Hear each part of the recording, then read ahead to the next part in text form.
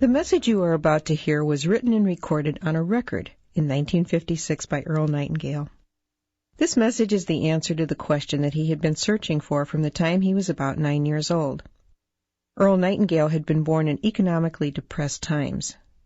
As a child, because they were so poor, Earl desperately wanted to know why some people grew up to enjoy prosperity, while others, like his family, struggled merely to survive. Unable to find answers to his questions from grown-ups, Earl began reading everything he could, believing that someone, somewhere, had the answer. Many years passed, and when Earl was 35 years old, he wrote and recorded this message. It was to be played one Saturday morning to a small group of salesmen during his absence. When Earl returned, he learned that the message had made such a positive impact on the men, they wanted copies to share with their friends and family. Earl arranged with Columbia Records to duplicate the record to meet the many requests. Much to Earl's surprise, in very little time, without any real advertising or marketing, over 1 million copies had been sold, and he received a gold record. Earl called the message The Strangest Secret. And this single recording was the seedling from which the entire personal development industry grew. And because Earl had discovered the true meaning of the strangest secret, which determines the outcome of one's life, he went from poverty to become one of the most highly recognized voices and names throughout the United States and from the West Indies to South Africa. His daily radio program, Our Changing World, was the world's most widely sponsored radio program and was heard daily across the United States, Canada, Mexico, Australia, the Bahamas, Guam, New Zealand, Puerto Rico, the Armed Forces Radio, and 30 countries overseas. I'm Diana Nightingale, and since my husband's death in 1989, I have continually looked for new effective ways to continue to share Earl's many messages of inspiration with the world. The personal development industry is so vast today, and yet people around the world attribute the strangest secret as being the one message that has most positively affected their lives. Earl revised the strangest secret several times over the past 40 years as times changed. Because of these changes, I believe you will appreciate the historic value of this original recording. As you listen, you will notice how the statistics reflect those of the mid-1950s. You'll also hear Earl mention the other side of the record. But 40 years later, the message is as true and valuable as it was then. Now I invite you to sit back, relax, and enjoy the original, The Strangest Secret, by Earl Nightingale.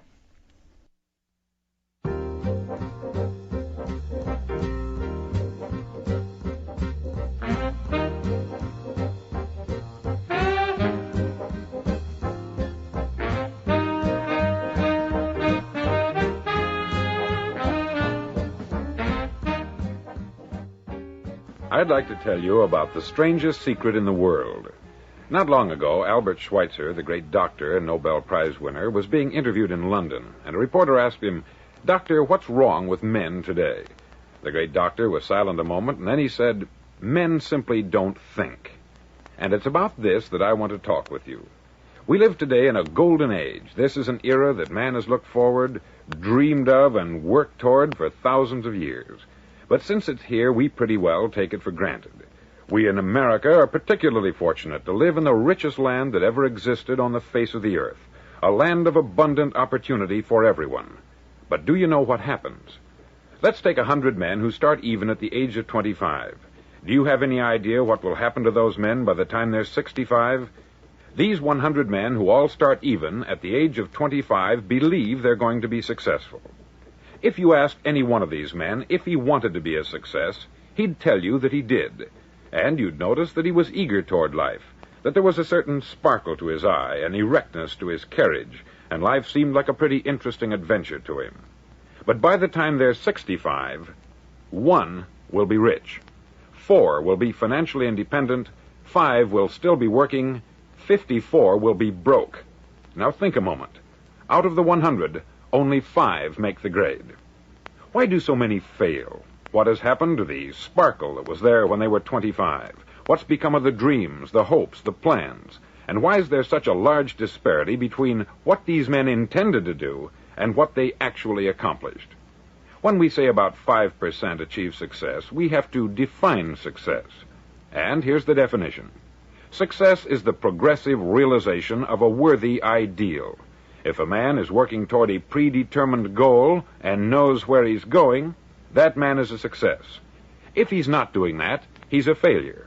Success is the progressive realization of a worthy ideal. Rollo May, the distinguished psychiatrist, wrote a wonderful book called Man's Search for Himself. And in this book he says, the opposite of courage in our society is not cowardice, it is conformity. And there you have the trouble today. It's conformity. People acting like everyone else, without knowing why, without knowing where they're going. Now think of it. In America right now, there are over 14 million people 65 years of age and over, and about 13 million of these 14 million are broke. They're dependent on someone else for life's necessities. Now, we learn to read by the time we're 7. We learn to make a living by the time we're 25. Usually, by that time, we're not only making a living, we're supporting a family. And yet, by the time we're 65, we haven't learned how to become financially independent in the richest land that has ever been known. Why?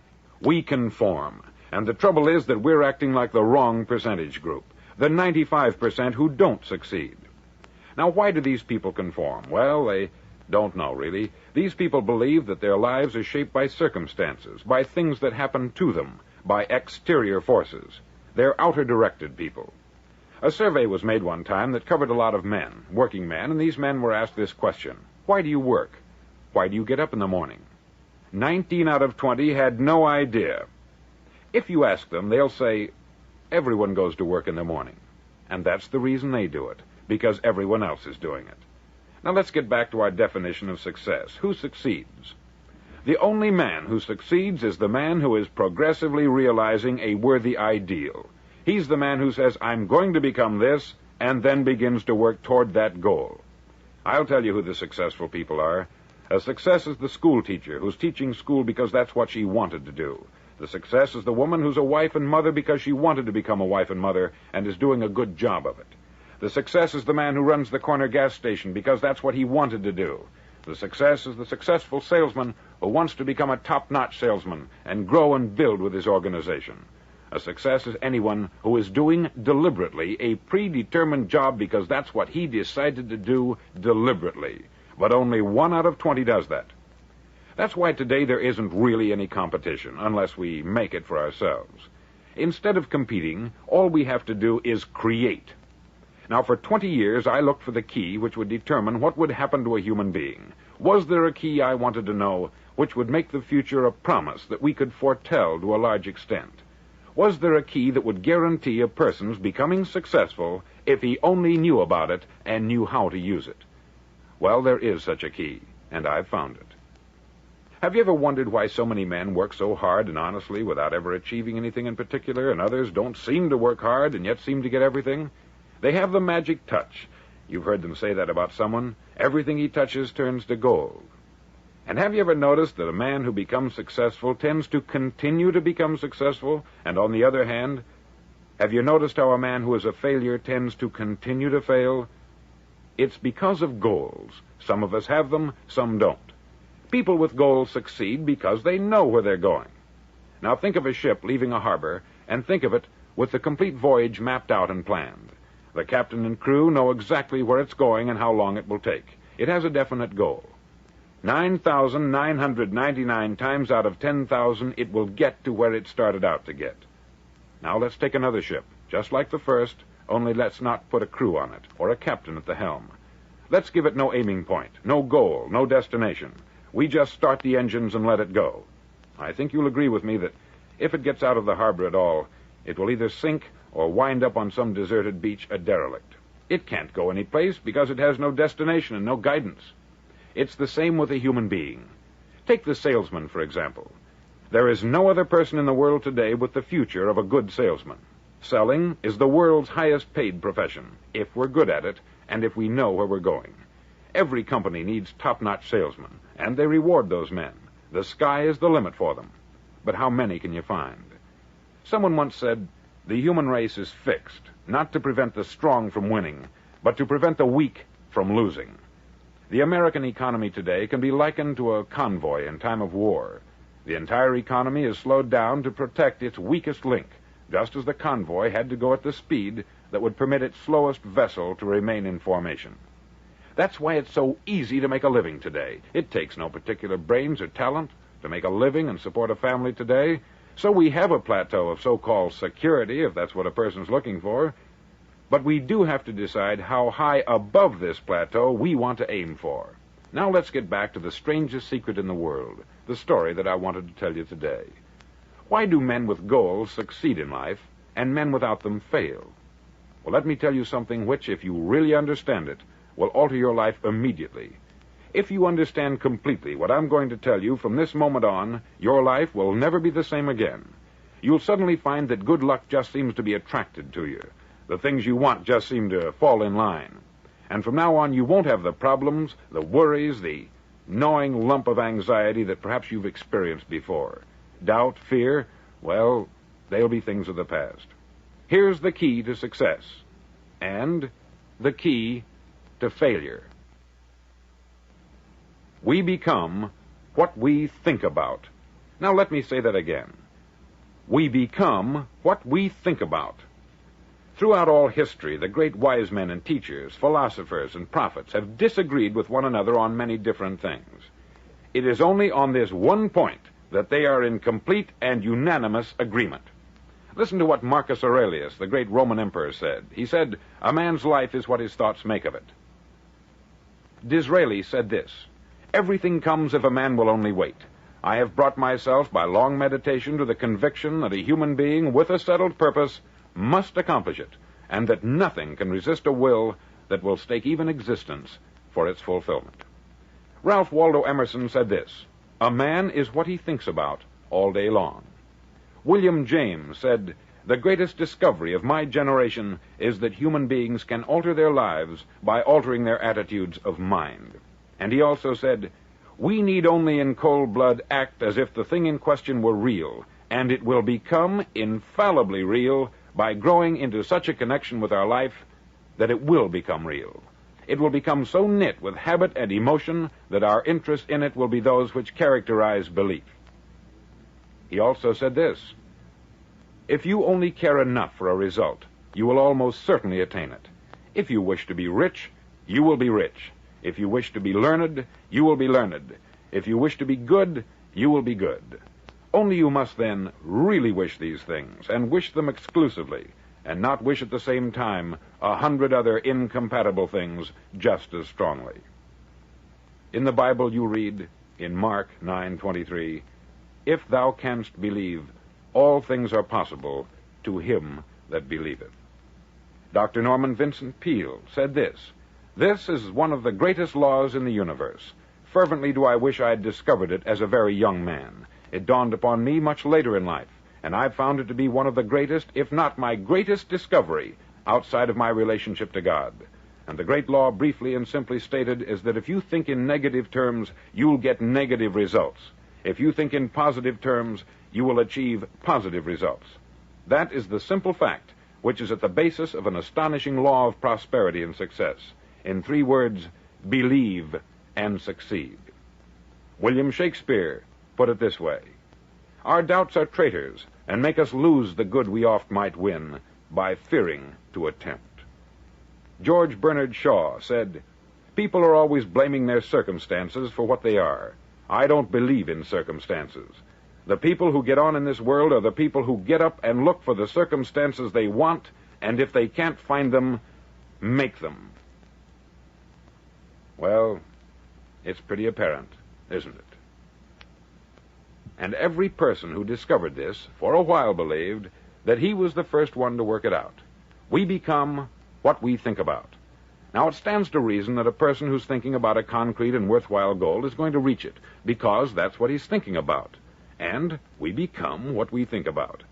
Conversely, the man who has no goal, who doesn't know where he's going, and whose thoughts must therefore be thoughts of confusion and anxiety and fear and worry, becomes what he thinks about.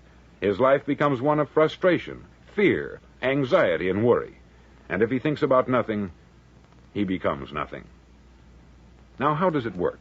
Why do we become what we think about? Well, I'll tell you how it works as far as we know. Now, to do this, I want to tell you about a situation that parallels the human mind. Suppose a farmer has some land, and it's good, fertile land. Now, the land gives the farmer a choice. He may plant in that land whatever he chooses. The land doesn't care. It's up to the farmer to make the decision. Now, remember, we're comparing the human mind with the land, because the mind, like the land, doesn't care what you plant in it.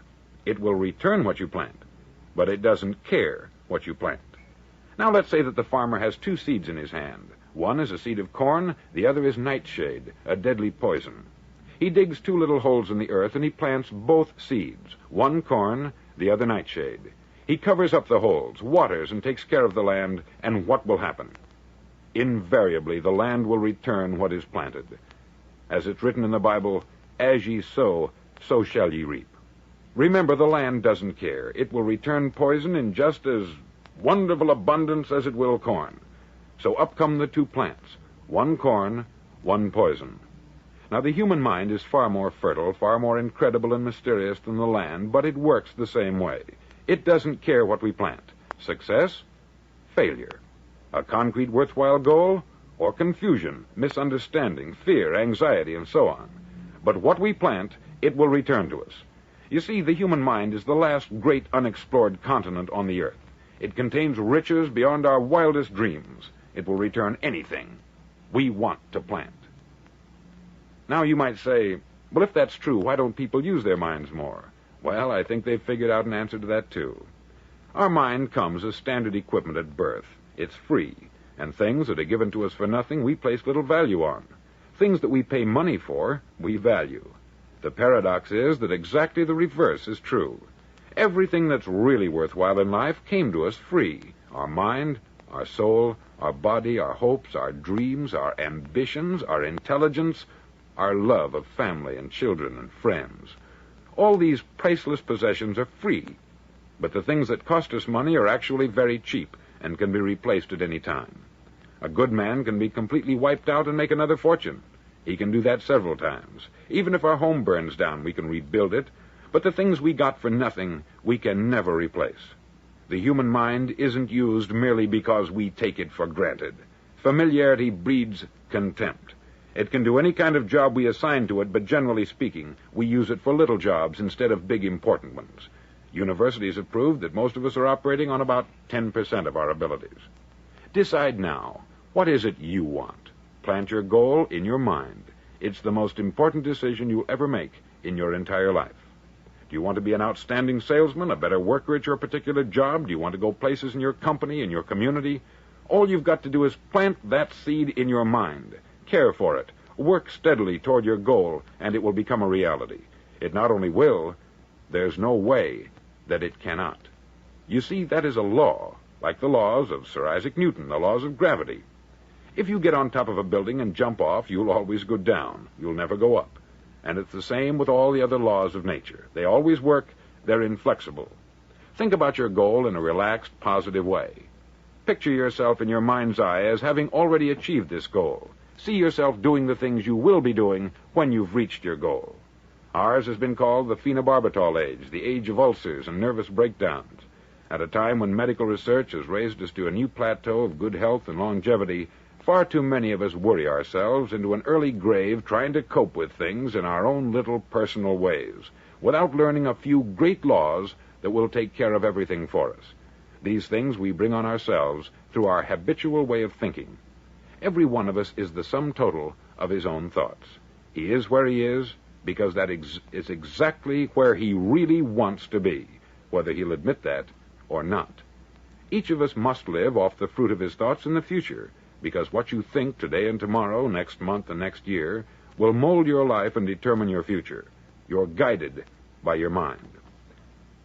I remember one time I was driving through Arizona, and I saw one of those giant earth-moving machines roaring along the road at about 35 miles an hour with what looked like 20 tons of dirt in it, a tremendous, incredible machine, and there was a little man perched way up on top with the wheel in his hands guiding it.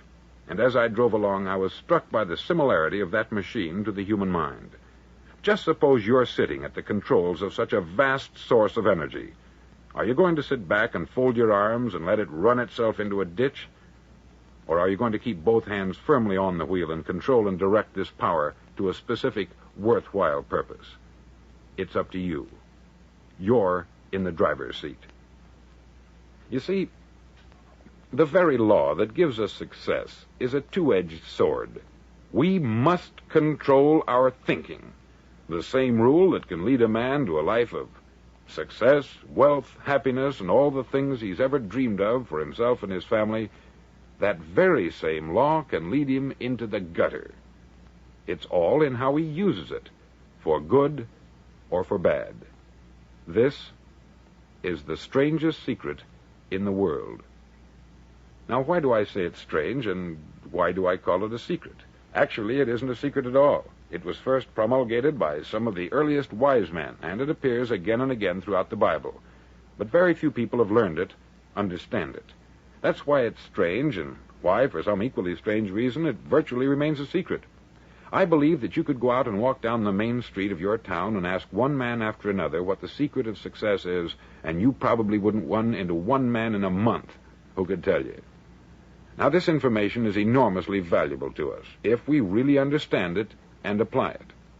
It's valuable to us not only for our own lives, but the lives of those around us, our family, employees, associates, and friends.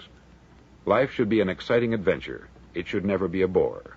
A man should live fully, be alive. He should be glad to get out of bed in the morning. He should be doing a job he likes to do because he does it well.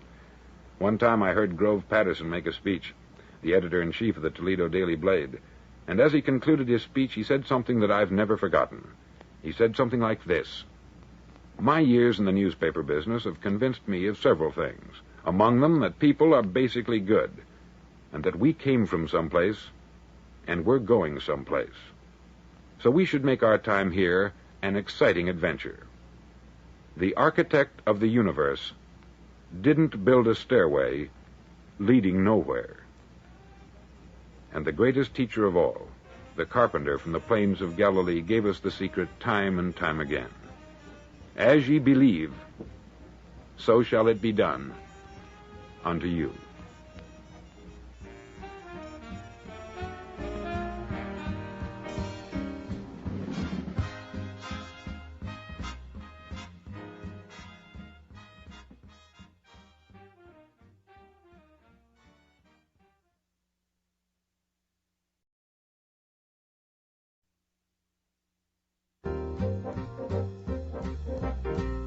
On side number 1 of this record, I've explained the strangest secret in the world and how it works.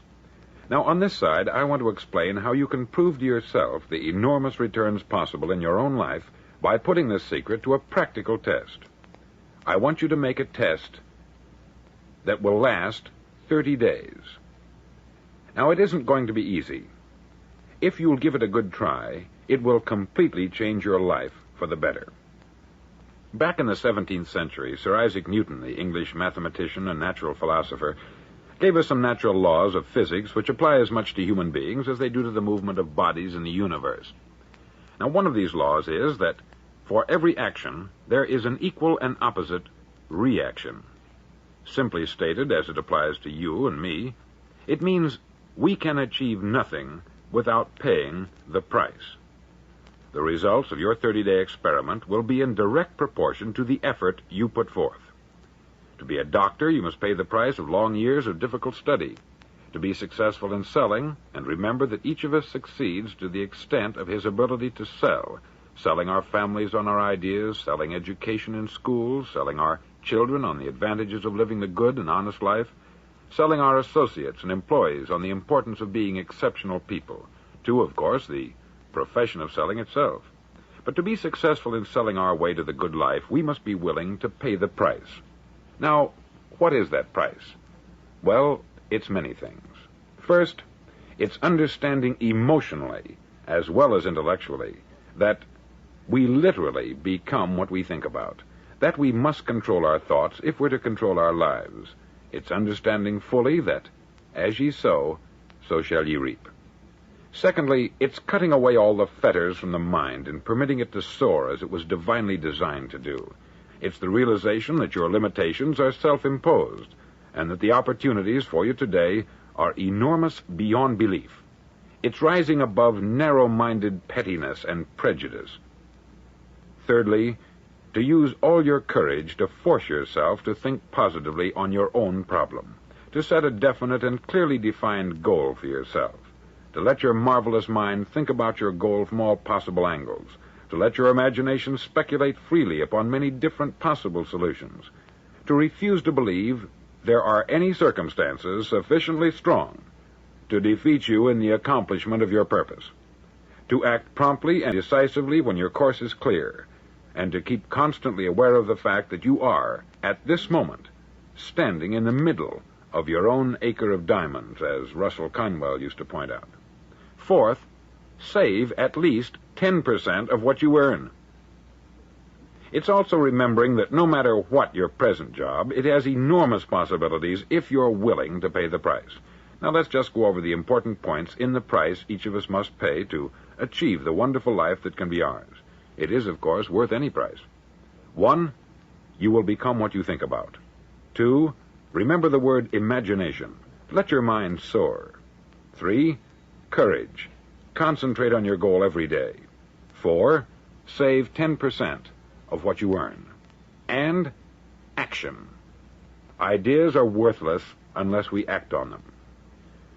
Now I'll try to outline the 30-day test I want you to make. Now keep in mind that you have nothing to lose by making this test, and everything you could possibly want to gain.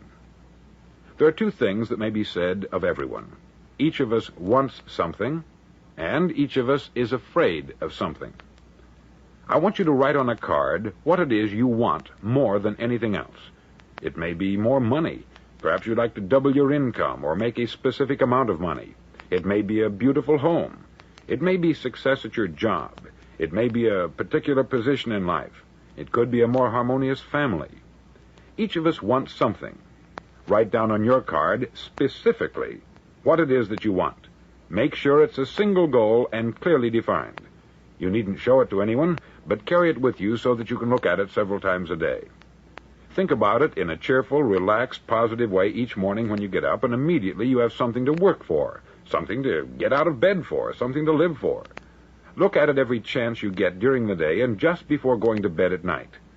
As you look at it, remember that you must become what you think about, and since you're thinking about your goal, you realize that soon it will be yours. In fact, it's yours really the moment you write it down and begin to think about it.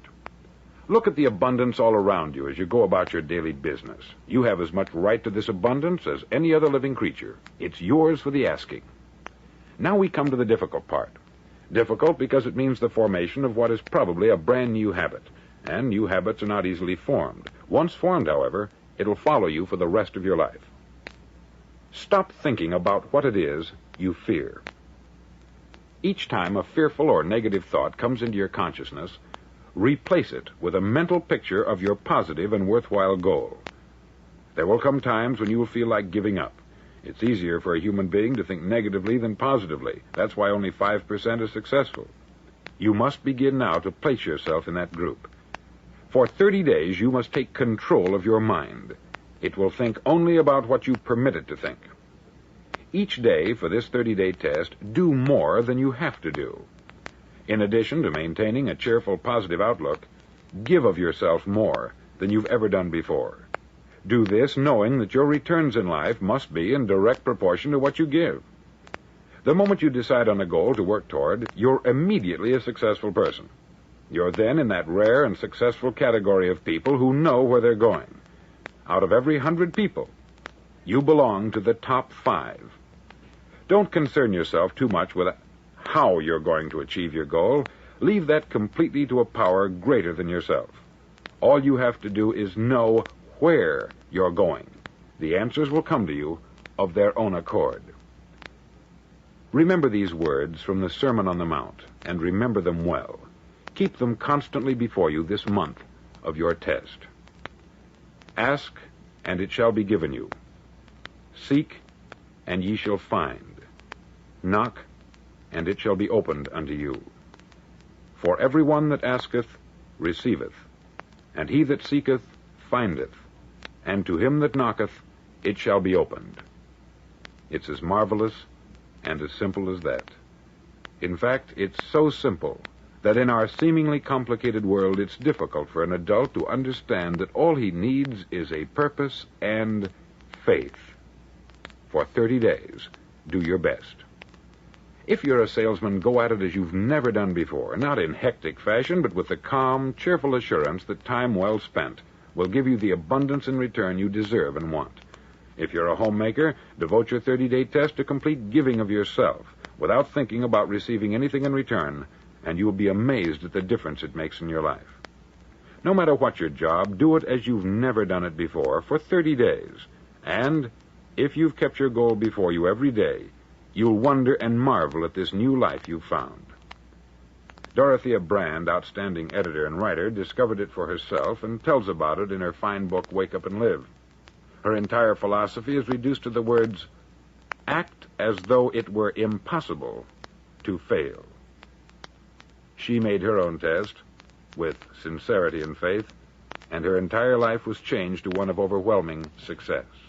Now you make your test for 30 full days. Don't start your test until you've made up your mind to stick with it. You see, by being persistent, you're demonstrating faith. Persistence is simply another word for faith. If you didn't have faith, you would never persist.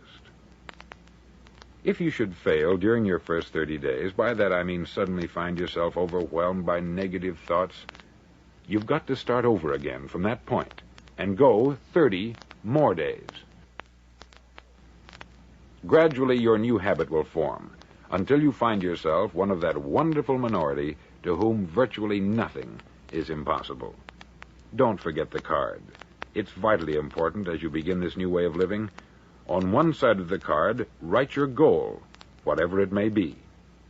On the other side, write the words we've quoted from the Sermon on the Mount.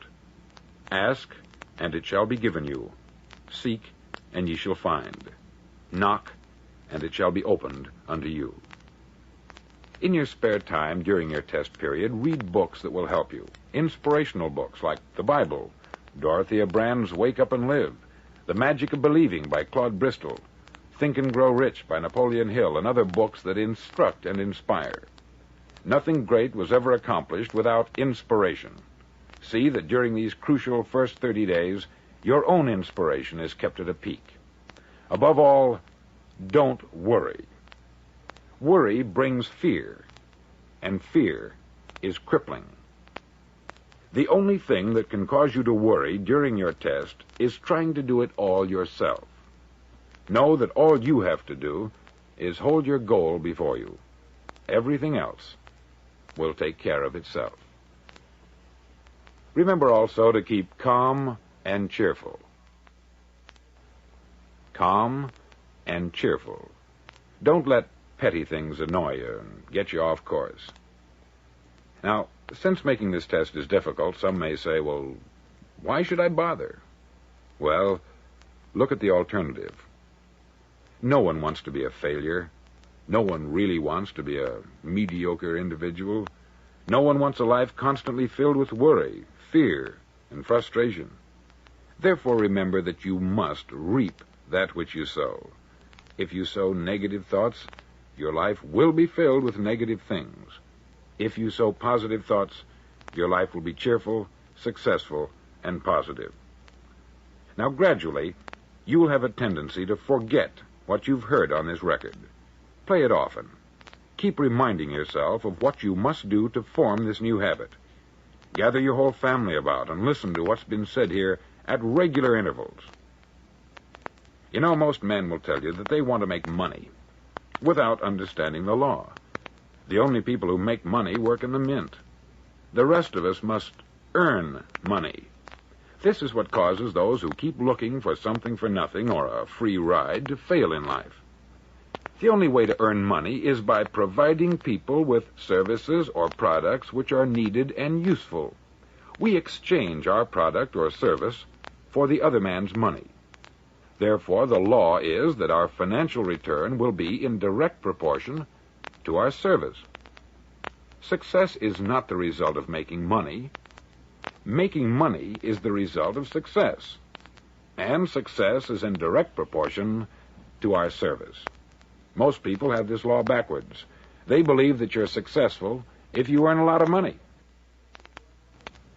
The truth is that you can only earn money after you're successful. It's like the story of the man who sat in front of the stove and said to it, "Give me heat, and then I'll add the wood." How many men and women do you know, or do you suppose there are today, who take the same attitude toward life? There are millions. We've got to put the fuel in before we can expect heat.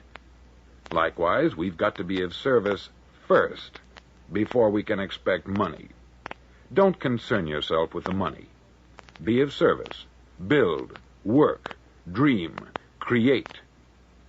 Do this, and you'll find there's no limit to the prosperity and abundance that will come to you. Prosperity is founded upon a law of mutual exchange. Any person who contributes to prosperity must prosper in turn himself. Sometimes the return will not come from those you serve, but it must come to you from someplace, for that is the law. For every action, there is an equal and opposite reaction. As you go daily through your 30-day test period, remember that your success will always be measured by the quality and quantity of service you render, and money is a yardstick for measuring this service. No man can get rich himself unless he enriches others. There are no exceptions to a law. You can drive down any street in America and from your car estimate the service that's being rendered by the people living on that street. Had you ever thought of this yardstick before? It's interesting.